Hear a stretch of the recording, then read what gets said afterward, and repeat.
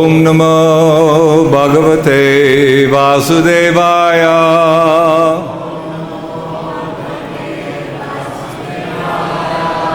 Om Namo Bhagavate Vasudevaya.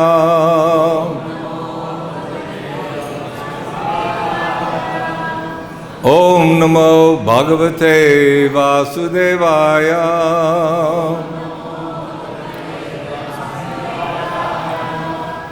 Narayanam namaskritya narang chaiva narottamam Devam saraswatim vyasam tato jayamudirayet Nasta prayeshu bhadreshu nityam bhagavata sevaya Bhagavat yutama shloke bhaktir bhavati naishtaki.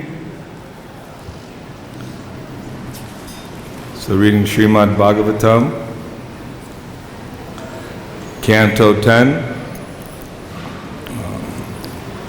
Chapter 18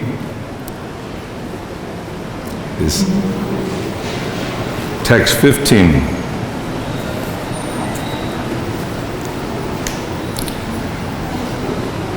Kvacit bilvai, kvacit kumbai. Is that on there or not? Oh, I'm reading the wrong one, sorry. Text 15. Kvacic dardura-plāvair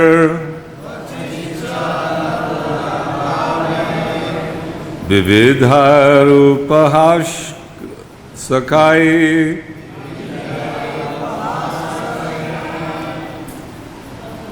kadācit syandolikayā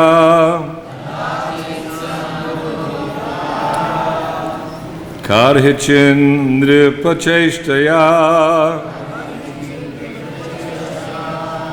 kvacic dardura-plāvair vividhair upahāsakaiḥ kadācit syandolikayā karhicin nṛpa-ceṣṭayā kvacic dardura-plāvair vividhair upahāsakaiḥ kadācit syandolikayā karhicin nṛpa-ceṣṭayā kvacit, sometimes, cha, and, dardura, like frogs, plāvaiḥ, with jumping, vividhaiḥ, various, upahāsakaiḥ, with jokes, kadācit, sometimes, syandolikayā, while riding in swings, karhicit, and sometimes, nṛpa-ceṣṭayā, with pretending to be kings. Translation, purport by the sincere servants of His Divine Grace, A.C. Bhaktivedanta Swami Śrīla Prabhupada ki jai. They would sometimes jump around like frogs, sometimes play various jokes, sometimes ride in swings, and sometimes imitate monarchs. Śrīla Prabhupada's purport, the purport. Śrīla Viśvanātha Cakravartī Ṭhākura explains the word nṛpa-ceṣṭayā as follows. In Vrindavan, there was a particular place on the riverbank where people who wanted to cross the Yamunā would pay a small tax. At times, the cowherd boys would assemble in this area and prevent the young girls of Vrindavan from crossing the river. insisting that they had to pay a customs duty first. Such activities were full of joking and laughter. Om Jnana Timarandasya Gyananjana Shalakaya Chakshurun Militam Jaina Tasmai Shri Guruve Namaha Shri Chaitanya Manobhistam Sthapitam Jaina Bhutale Swayam Rupa Kadamayam Dadati Swapadantikam Vanchakalpatarubhyascha kripa sindhubhyeva cha patitanam pavanebhyo vaishnavebhyo namo namaha. Jai Shri Krishna Chaitanya Prabhu Nityananda Shri Advaita Gadadhar Srivasadi Gaura Bhakta Vrinda. Hare Krishna Krishna Krishna Hare Hare Hare Rama Rama Rama Hare Hare. So we're hearing about Krishna with his unlimited friends, how they're playing in Braja Bhumi, Sri Vrindavan Dham, which is actually a very elevated understanding. It may seem how elevated, only children playing, having fun, full of joking and laughter. How is this high spiritual realizations? Because in this world, people want to study so many philosophical teachings from those who they consider are very intelligent, and there are many universities and libraries full of all sorts of books, and people wanting to give directions as to how to perfect their lives. Remember during the beginning of our pandemic, COVID, everybody had a solution, try this, try that. And if you only did this, your life will be perfect. No fear of, so many people had so many ideas. We had a lot of munis. Munis means people who want to speculate as to what is the ultimate solution to the problem. People want to give their opinion because they value their own opinion very highly. But here we're hearing from Krishna directly, because Krishna, he revealed the Srimad Bhagavatam, he revealed all the Vedic literatures to the heart of Brahma. And when we read or try to understand the origin of this universe, we hear there are many universes, hundreds, thousands, millions of universes. In all these universes, some are bigger than others. Our Lord Brahma, four-headed Brahma, he's controlling this universe with 14 planetary systems. And the conditioned souls are put here in this world, and we're trying to do what is being described here. Have fun, enjoy life with our friends. We see in youth, especially children, they want to play, especially during classes in Balaram Hall. The children love to play. This is a natural proclivity, a natural instinct of the children. So Krishna, he's very playful. He likes jokes, and he loves loving exchanges. And who doesn't? Everybody is looking for love. Everyone's looking for happiness. Everyone's looking for some purpose in life. And depending on which family you were born in, which tradition, what religious faith you are following, which philosophical outlook about the purpose and goal of life that you've embraced. People are looking for happiness, but Krishna says, Brahma Bhuvanaloka Punar Avartano Arjuna. From the highest planet down to the lowest, all are places of misery. Why? Why are they miserable? Because you're forced to take birth. Did you choose your mother and father? Mother Nature chose where you will be born. And then now you're very happy that you have a youthful, energetic body, but all of a sudden it gets old. It becomes, the working is not so good anymore. You can't hardly climb the stairs. So old age, and then disease, lots of disease, and then ultimately death. Everyone is forced to die in this material world.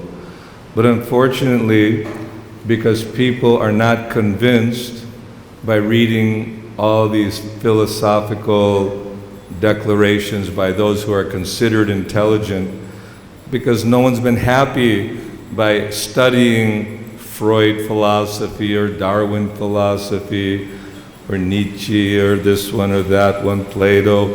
There are many good philosophical teachings and some good points on how to live comfortably within this material world. But the secret to get out of the material world is there in Bhagavad-Gita, Srimad Bhagavatam. Krishna himself is the original guru. So you think, well, why did Krishna make this world a miserable place anyway? Why does the government make a prison house? Because there are criminals. There are those who refuse to abide by the law. There are those who want to be independent and act according to their own whim and desire. Oh, must keep to the right. No, I'm going to keep to the left. You become arrested. The police authorities put you in jail. So everyone's suffering in this material world like prison life. Prabhupada said something that they're first-class prisoners. You know, they have a few privileges. Maybe they can walk out and get it from fresh air occasionally. But everyone in this material world is suffering. But we see Krishna and Balaram, Krishna's leading up. Why the first canto, the second canto, describing the manifestation of this universe, and not only creating the universe simply by looking at Mother Nature. Durga Devi comes first, then Brahma and Shiva. Material nature is manifested from the Lord. Mayadhyakshena prakriti suyate satcharacharam. That this material manifestation, earth, water, fire, air, ether, then the mind, the intelligence, the ego. Everyone has a mind. And everyone has an ego, which is their identity. You know, thinking, oh, I'm white or American, or I'm, black, I'm African, I'm brown, I'm Indian, I'm yellow, I'm Chinese, or identifying with the external body and all the different modes of nature which kind of propel us, force us to act in different ways, looking for that happiness. But Krishna creates everyone, Lord Brahma, Lord Shiva, all the demigods, just like in a government, when they appoint a new president or leader, then he has his ministers, he has his cabinet. Someone's in charge of water, someone's in charge of electricity, someone's in charge of housing and taxes and municipality and cleanliness and all these things. So on a mundane governmental level, we can understand that there is management and there's structure. If the city looks clean and everything is flowing right, the traffic lights are working and the sewage is being taken care of and people are provided all the essential necessities of life, they think, oh, government is good. So Krishna, he manifests as the sun, the sunshine. Just imagine this blazing sun, eternally existing, and the radiant heat of the light is maintaining all the planets so that they're all spinning, they have their assigned orbits, the whole universal structure is governed, and the demigods have responsibilities on behalf of Krishna. Krishna's tu Bhagavan Swayam, that he's the Supreme Lord, and the Supreme Lord, in order to allow all of us, his children, to be happy, but somehow or other we've left our spiritual kingdom. We've left Vaikuntha, Goloka, Vrindavan, being with Krishna in an eternal spiritual body. Krishna Satchidananda Vigraha, that means eternal, full of bliss and full of knowledge.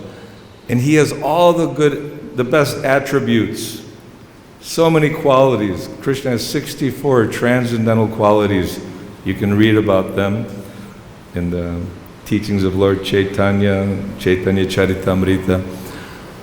We have all these qualities. Yes, yasti bhaktir bhagavat yakinchana sarvar gunaistatra samasatesura. The demigods have, very beautiful, very intelligent, longevity. Their bodies are youthful, and they have a proper understanding and behavior.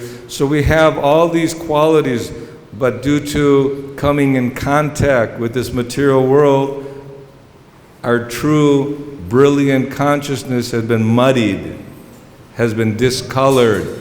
So now we're thinking, this is my country. So, my country and your country will fight because it's all about who possesses the things in this material world like money and gold and possessions, thinking that, I think some rock band had it right, money cannot buy you love. And everyone's ultimately looking for love and happiness, because no matter how wealthy you are, you may have a $500 million mansion, but still old age, disease and death, anxiety, suffering, fear, envy, jealousy, all these things which are stumbling blocks, because one who is not Krishna conscious, he's envious of others.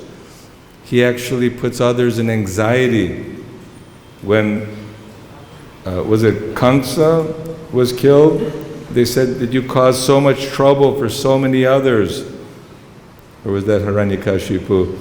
Anyways, the demons are always causing trouble. And when we say demons, we're thinking about, very fierce looking and fangs and glowing red eyes and pointed ears and claws and nails. And they have ill intent, wanting to disturb others. So this was happening here. Krishna every day is going out with his unlimited cowherd boys, and they're all singing his glories in great happiness.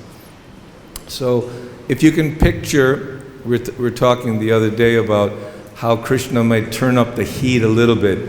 Just see from 93 million miles away the sunshine, and according to how the planet is situated and spinning and the seasonal changes, Krishna arranges for that sunshine to make it all the way here and just perfect. Oh, the temperature's just right.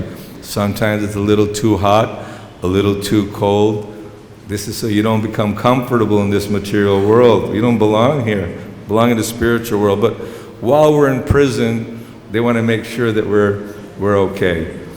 So Krishna's providing all the various necessities, but here in Vrindavan, we're hearing how the cowherd boys are excited every day to go out and play with Krishna. And then, even though the summer season is coming and people are not looking forward to the heat, exhaustive heat and the hot wind, because Krishna and Balaram were present in Vrindavan, that summer became like springtime. And there was little waterfalls from Govardhan Hill and different little hilly areas, and the breeze would pick up the mist of that water and also from the Yamunā and bring happiness and pleasure to everyone. So if we can envision a perfect place to be, being surrounded by all your friends, as little kids, the boyfriends, girlfriends, they all see each other in a very loving, friendly, joking way, and they have so much fun. I don't know, in my neighborhood, the kids at night are playing like crazy. They love it. They're running here, running there, pulling each other's hair. The same thing was going on in Vrindavan with Krishna, Balaram. But one boy did not come, we heard yesterday, and so one demon, Pralambasura, took advantage of that, and that's what this chapter is, that Lord Balaram will be taking care of the Pralambasura demon. The Lord comes, appears, paritranaya sadhunang vinashaya chadushkritam. He comes for the protection of the devotees.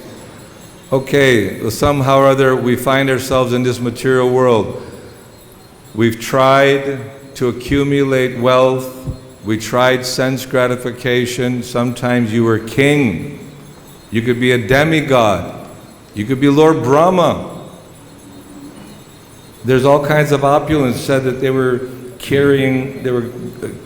going on swings imitating monarchs, like great emperors, who becoming the mayor, the governor, the vice president, the emperor of the world. All these things were not very,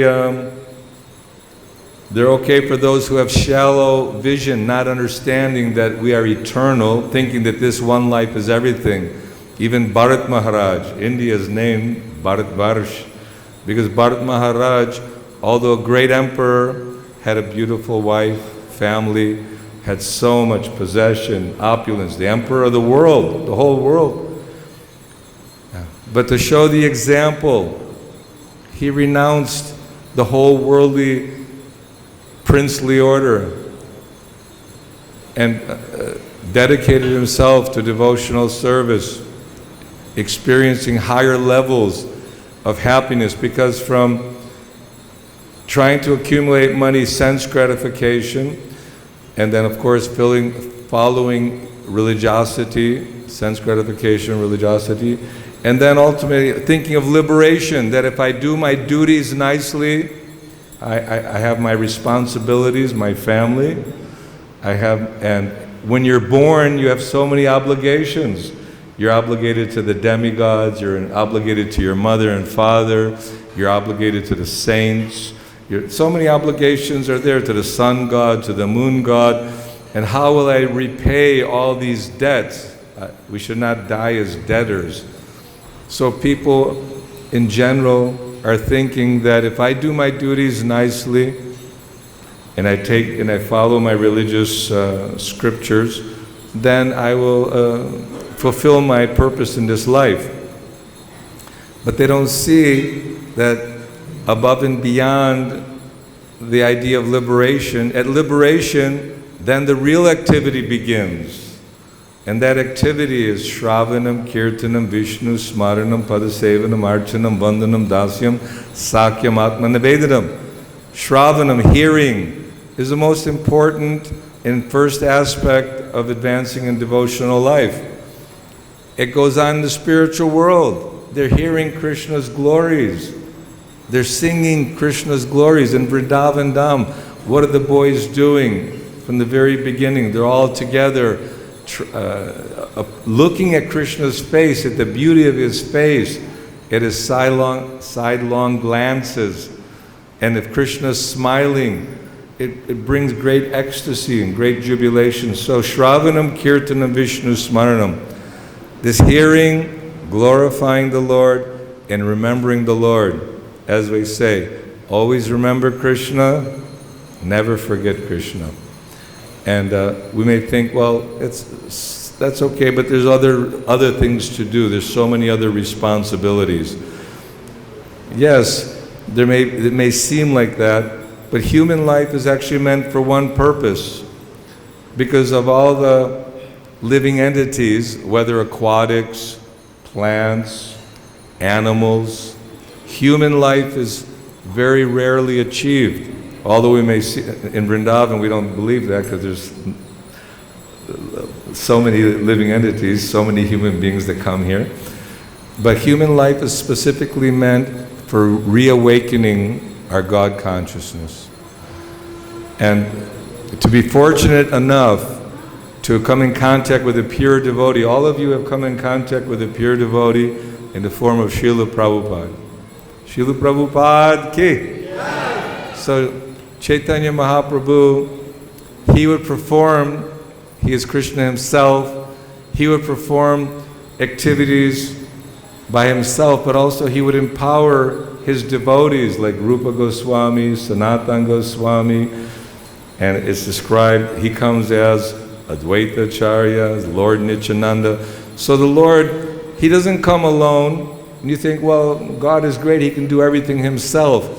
But coming to this material world, he told the demigods, when there was so much trouble, even though there's trouble now, there was a lot of trouble 5,000 years ago, and Mother Bhumi, Mother Earth, she was feeling distressed, so who is it? Brahma, Shiva, all the demigods went to the ocean of milk, and they prayed the Kshirodakshai Vishnu. But this reverential prayer was not answered in a way where the Lord, He likes everything. The prayers are good, and sometimes the service attitude and the reverential prayers. And Krishna, He did not manifest Himself before them. Even Lord Brahma, he was in deep meditation, sitting on the shore, praying to the Lord. And Krishna, in an unembodied voice to Brahma, revealed, yes, I am knowing about these struggle, this suffering that's going on. So you have all the demigods, the wives of demigods, you appear in the Vrishni dynasty, and Krishna, he has his mother and father, associates. The whole scenario is the Pandavas, all the Nityasiddha devotees, they all come along with Krishna and perform incredible pastimes. But those who are materialists, they cannot appreciate pure devotees.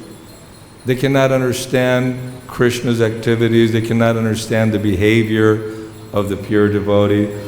I remember when we were in Washington, D.C., 1976, July 4th, to 200th anniversary. Fortunate to see Prabhupada. And some friends came from Buffalo to also be there with him. And someone said, oh, you know, the way he speaks, it wasn't as clear, you know, pure devotees should speak very clearly. For me, hearing Prabhupada, it's very crystal clear, but some people have difficulty thinking, oh, you know, a pure devotee, he doesn't get old, or he doesn't get sick, or we try to evaluate the pure devotee from a mundane point of view. But the pure devotee is one who's fully dedicated to the Lord, who knows Scripture, he can reveal the truth. We sing in the Om Jnana Timarandasya Jnananjana Shalakaya Chakshurun Militam Jena Tasmai Shri Guruve Namaha. I was born in the darkness of ignorance. All of us are born ignorant in this world. Why do you go to school? Why do you learn from your parents? Of course, naturally, some are more intelligent or inclined. That's due to your karma. Karma and adivana trena. Why was I born in a rich family? Why do I have the opportunity for coming to the temple and seeing the deities? Like we know many of our children who are born of devotees. I know one little boy, Shama Sundar, since he was born, practically every single day he's done Vrindavan parikrama, hearing the chanting of the holy name, being in the association of devotees, and other children here. They're special, very special. Even Srila Prabhupada, as a child, his father engaged him in pure devotional service, performing Rath Yatra, Kirtan. So this is the blessings. But even if one is born in a low family, Sanatana Goswami was saying that I was born in a low family, I'm not qualified, I don't see how you're going to make me the recipient of carrying on the message of Godhead, or what are the symptoms of pure devotional service, what are the process of deity worship, and how one can extricate or free himself from the entanglement of this material world.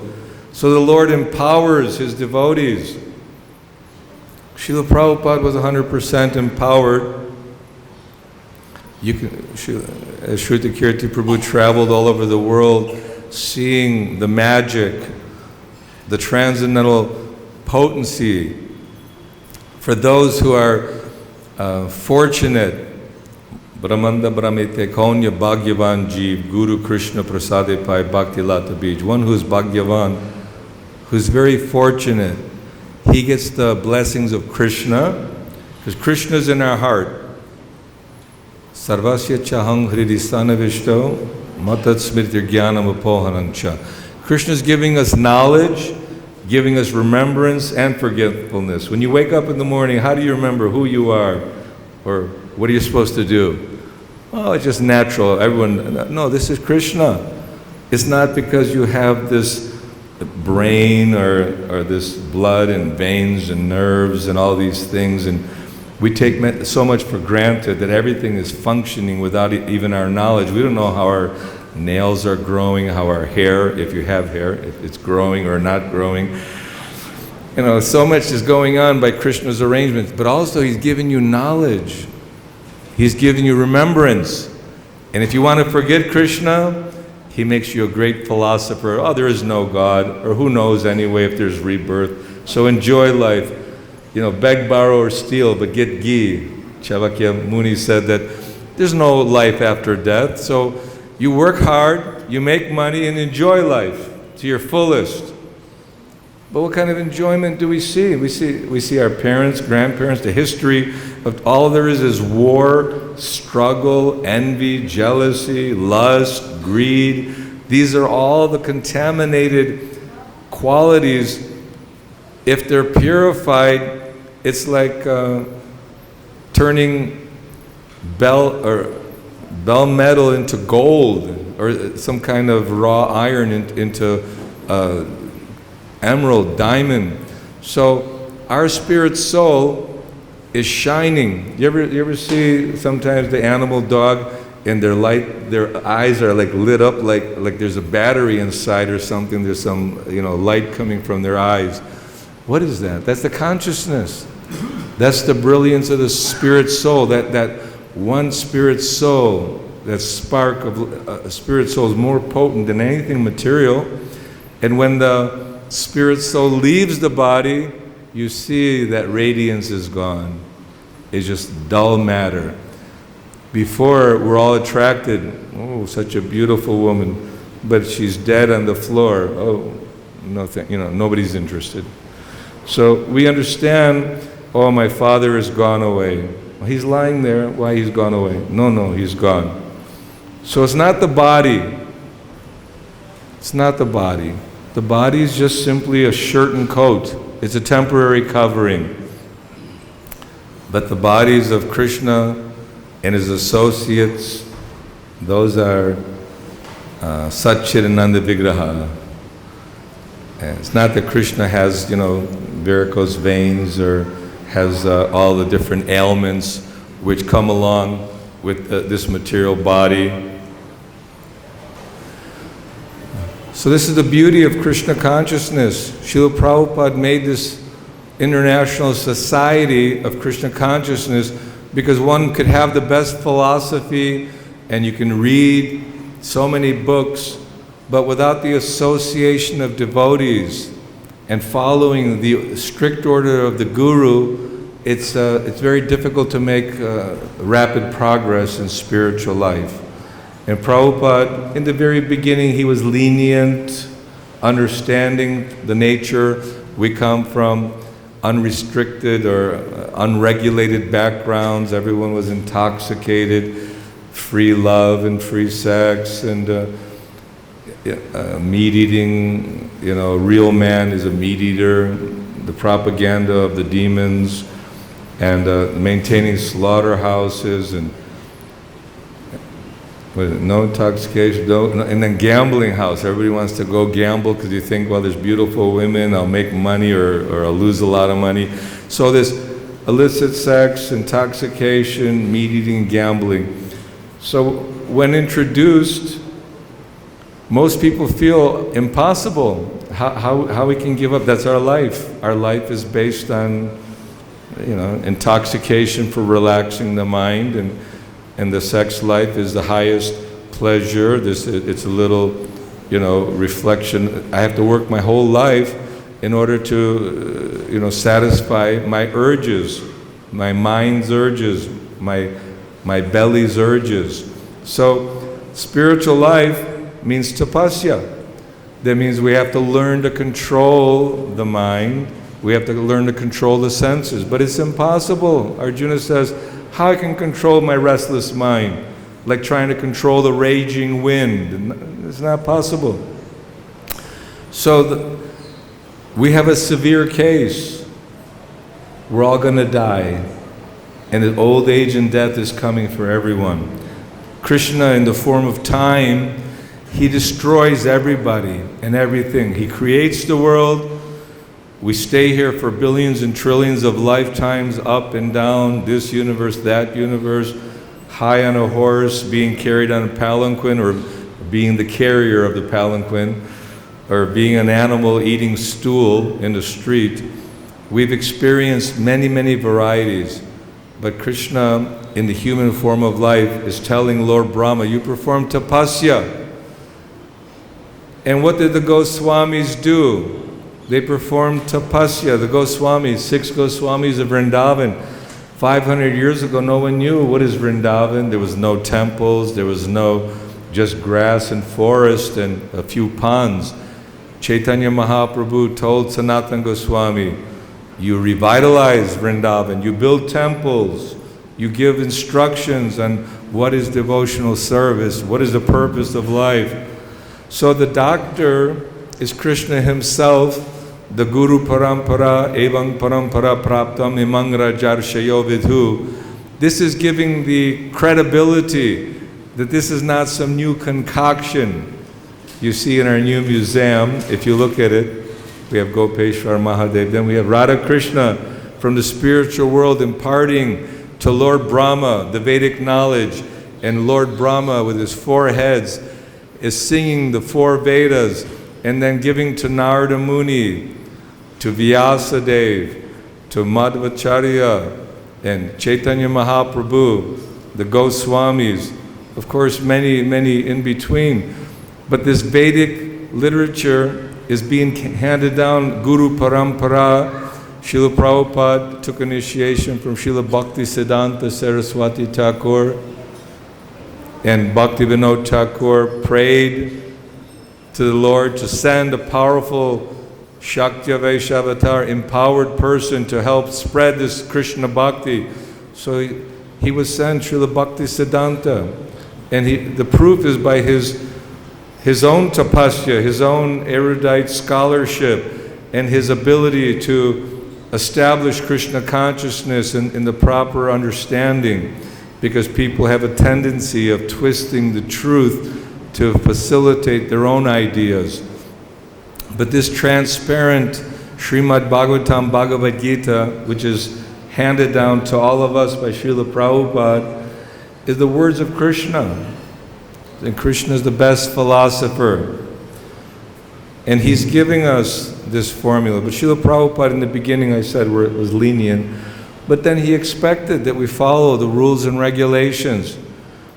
When we go to some institution, like say you worked hard and your parents paid a lot of money for you to go to university, and instead of studying with the professors and utilizing your time to cultivate knowledge and understanding of the subject matter that you're there for, then you're just wasting your time, you're wasting your life.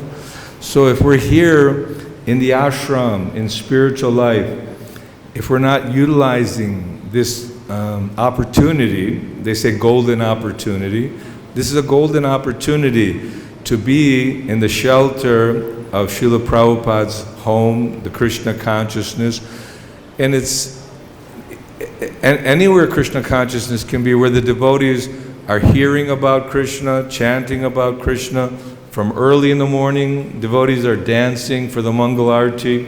It was very packed this morning. People were enthusiastically and very eager to see the beauty of Krishna. They have faith that Krishna's there. And then chanting the holy name and worshiping during Guru Puja and performing the Yuga Dharma. Imagine, we have a chance to do Yuga Dharma. The religion for this age is Harinam Sankirtan. That means together with enthusiasm, singing and dancing, glorifying the holy name of Krishna.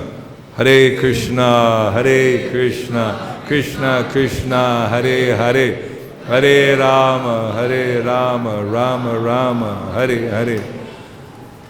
It's a beautiful mantra with the dynamic transcendental names of God. And by simply chanting these names you're benefiting everyone. The sound vibration is all beneficial, not only others, but cleansing our own heart. So we have duties, responsibilities. Srila Prabhupada would be giving class and say, "Where's the Shruta Kirti?" "Oh, there he is, okay." "Oh, where's so-and-so?" "Oh, Prabhupada, he's off doing some this or that." No. You must be in class to hear the class. "No, but I'm listening on the radio." "It's okay." "No, it's okay." Better be here with the devotees. Imagine if you have such an opportunity to make rapid advancement. If you climb the stairs 100 floors, it'll take you the whole day. By the time you get to the top, everything's closed anyway. Better get in the elevator in one step, go all the way to the top. So Prabhupada, the Guru Parampara, has given us an accelerated process of Krishna consciousness by following and obeying the order of the Guru. What is that verse? Tad vidi pranipatena pariprashnena sevaya upadekshyanti te jnanam jnanas tattva darshana. Try to learn the truth by approaching a bona fide spiritual master. And the spiritual, it says, humbly and submissively rendering service, because a self-realized soul can impart this knowledge to you because he has seen the truth. One who is awakened his God consciousness, he's with Krishna at every moment. He sees Krishna everywhere. And a devotee, as we read the translation for the 6 Goswamis, they're friends to everyone. They don't like to see anyone suffer. So a Vaishnava is one who inspires others to become attracted to God consciousness. And simply by being with them and serving devotees, your taste for chanting the holy name, your taste for hearing about Krishna increases. Because generally people are very easily distracted. I see, we sit in the kirtan, somebody will come and sit for a few minutes, okay, let's go, time to go. Either shopping or do something else. The mind is very chanchala, very restless.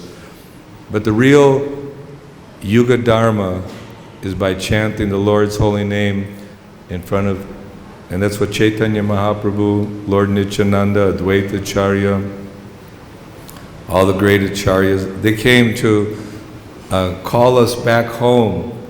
Listen, you're wandering around, your father's the most wealthy, the most loving person, you have such a beautiful home, and life is eternal. Don't stay in this world of repeated birth and death. Come back home, back to Godhead. So we'll be hearing more about the wonderful, playful activities of Krishna and the cowherd boys, Krishna and the gopis with Mother Yashoda, Nanda Maharaj, all that people are looking for, the perfect home, perfect family, loving mother, loving father, loving children, playful, happy, joyful. These things are reality, but in the material world, impossible to achieve on the bodily platform. So we have to awaken our Krishna consciousness, go back home, back to Godhead. Srila Prabhupada ki jai jai. So if there are any questions or comments. Prabhu, you were speaking that everyone is doing the services, all the demigods. Just like sun is doing service, moon is doing service. There are 33 millions of demigods, they are serving our body. Each demigod has their position, they do according to that. In the material world also we see that the President, Prime Minister, they do their duties. And sometimes we see duties, one person will do so many duties. So we should see that one person do one duty and he does that duty perfectly. So the demigods are performing their duties. What was the question though? I didn't capture the essence of the question. A comment? Yeah. The question is that everybody is performing their duty properly. The materials are also doing properly duties. But sometimes we see in the temple or other places, one person is doing so many duties. Why don't we distribute one duty to one person and give so many duties to so many devotees?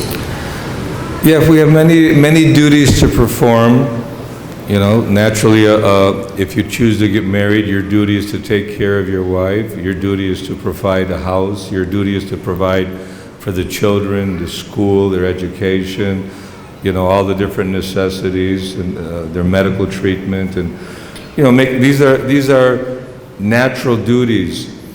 But the ultimate duty is to awaken our God consciousness. So if we, in our family, it doesn't matter, what our situation, in our family, we want to all be together, worship God together, chant the holy name together. This is why these communities are so important. If someone is not performing their duty properly, and we try to encourage them and inspire them, take shelter of the Krishna consciousness in the form of performing your duties. Because any service for Krishna, it says that just simply by taking the darshan of the deities, you're performing the service of worship, just by taking the darshan of the deities. So our duty, that now that we've been told, is to stay in Krishna consciousness and perform your duty according to the order of your spiritual master. Thank you also for this class. My question is that even after listening so much, that this material world is full of misery, and we hear, we listen from devotees, we try to understand, but still we are looking for the happiness in this world. Why is that? Why are we still hankering? So even after hearing every single day for the last 20, 30, 40 years that we're not the body and there's suffering and that we need to, why are we still looking for that happiness?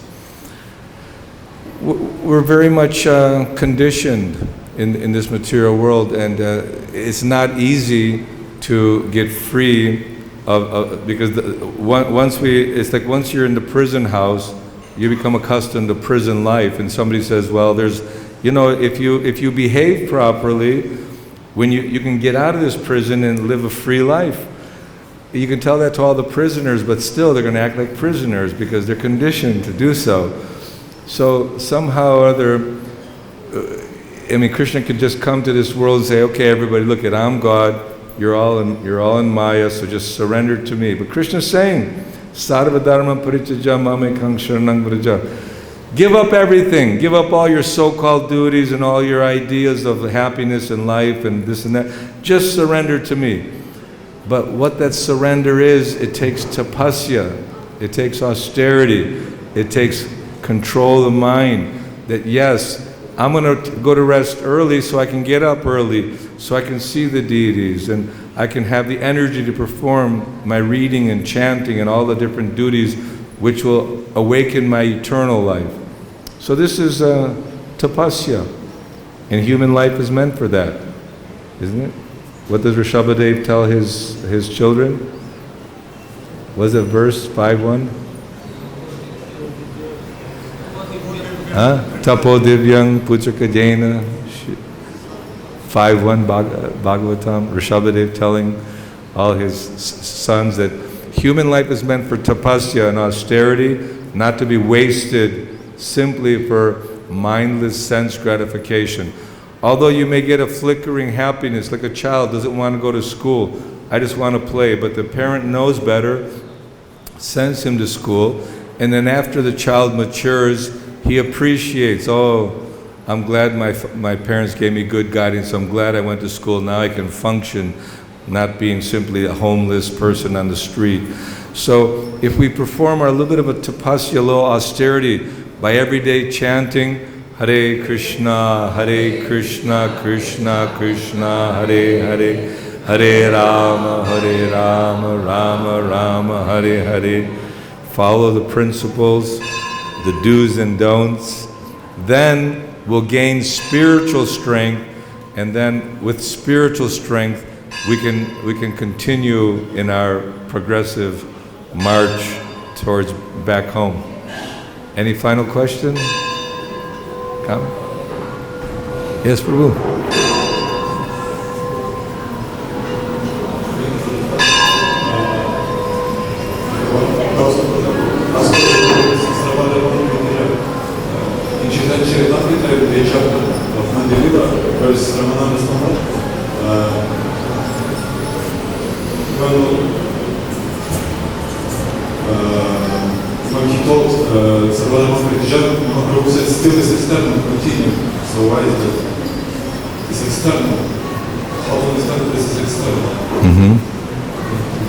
What's external?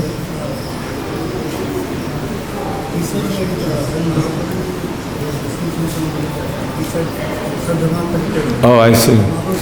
So when Chaitanya Mahaprabhu was with Ramananda Roy, he was asking what is the goal and purpose, and Ramananda Roy was explaining Chatur Varnyang Maya Srishtang, Varnashrama, that by setting up the society.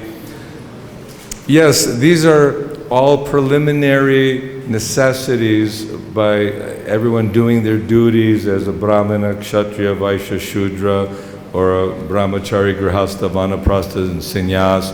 This is to help people, human beings, to come to a platform where they can begin their devotional practices.